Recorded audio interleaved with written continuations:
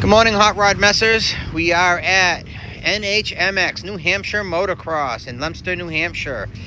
William, tell me what we got going on here today. Today I'll be running in Super Mini and 85, and currently looking at the track, and the track looks pretty sick. The track also looks huge.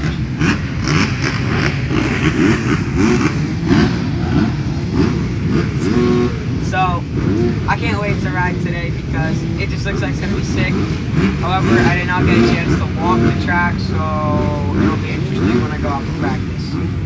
But we'll just hopefully I do good. All right, make it happen.